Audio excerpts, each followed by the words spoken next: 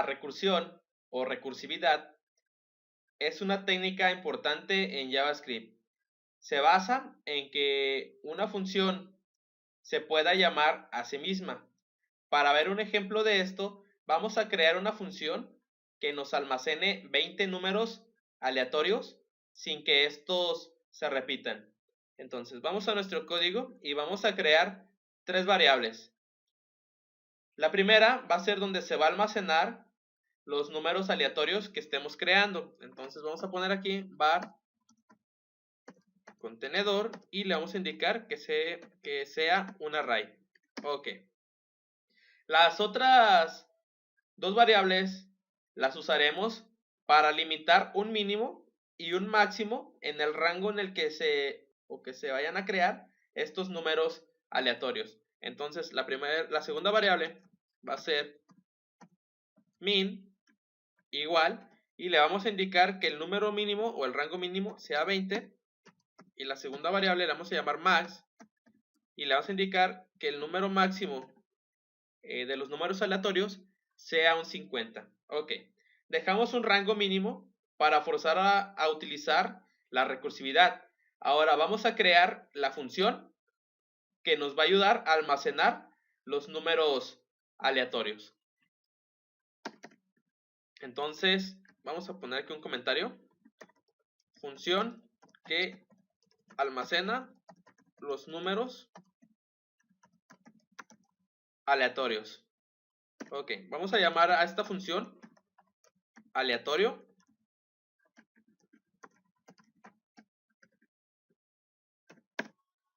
Ok, hasta aquí vamos bien. Entonces, el código que vamos a utilizar para crear un número aleatorio ya lo hemos visto en otros temas de este curso.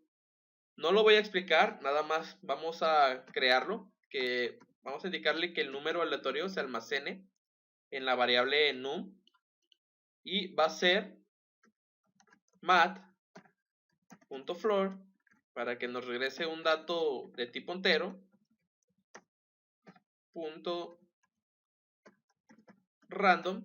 Con esto le estamos indicando que nos devuelva un dígito entre 0 y 1 por el máximo menos el mínimo más 1.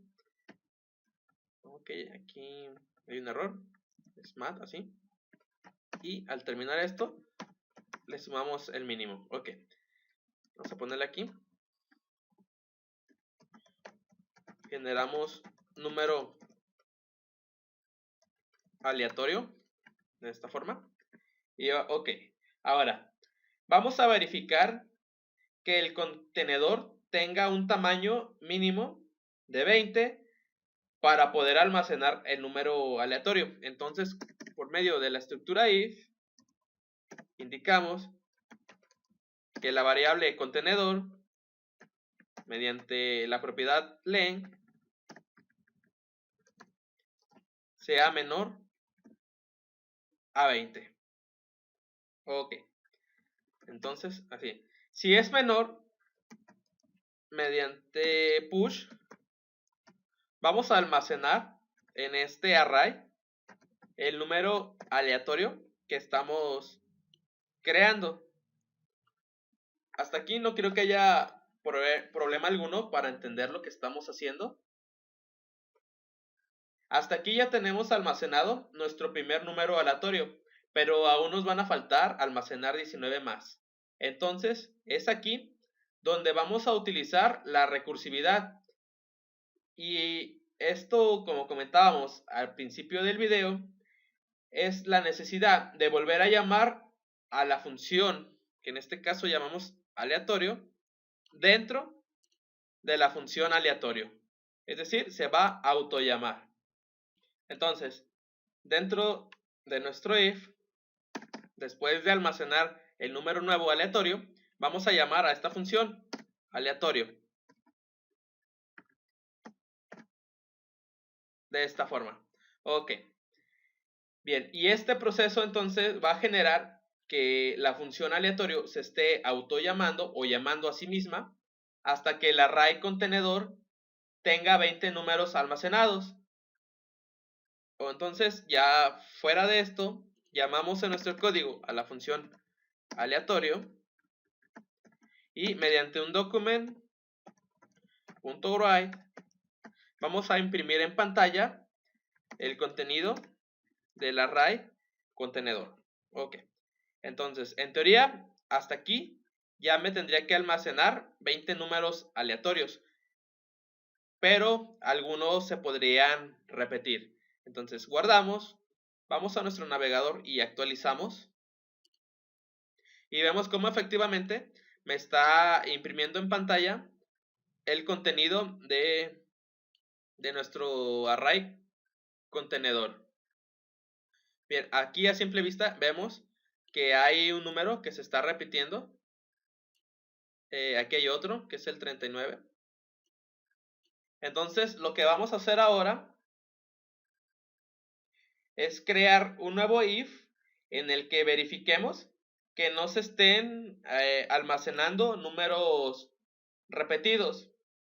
Y en este punto es donde nos surge un problema, ya que JavaScript no tiene un método nativo para verificar si un elemento existe o no dentro de un array u objeto. Entonces vamos a proceder a crear uno. Entonces aquí arriba vamos a poner método que verifica si un elemento ya existe en un array u objeto. Que en JavaScript los arrays son tomados como objetos. Entonces vamos a proceder a crear el método y le vamos a decir que para todos los objetos de nuestro código, mediante el método o la propiedad prototype,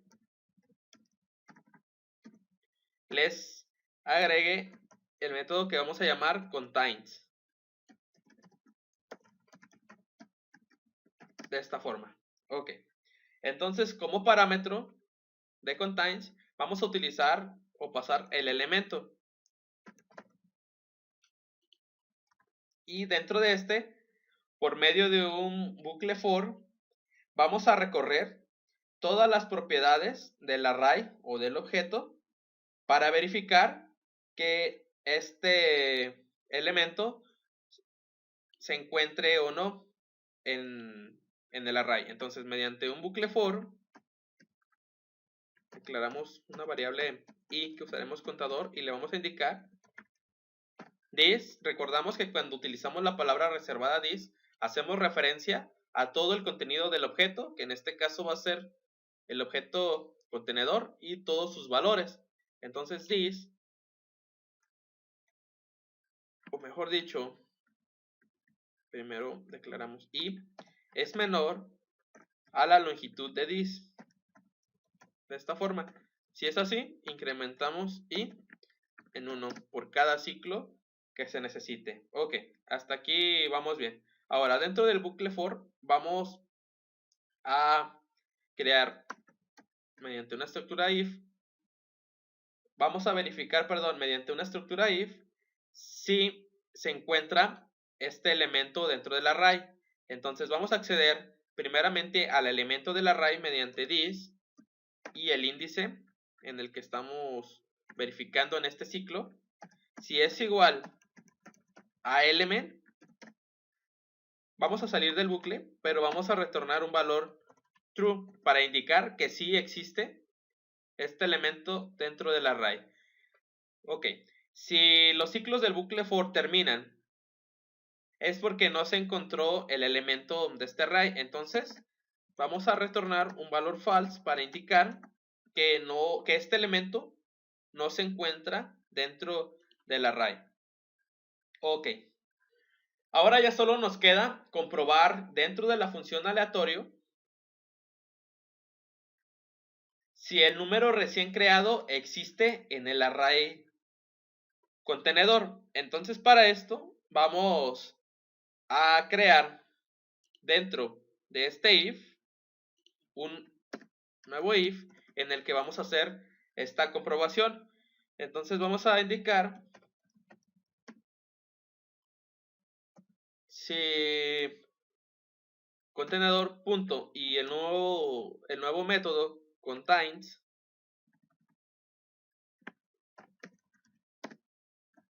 al cual vamos a pasar como parámetro el número que estamos creando.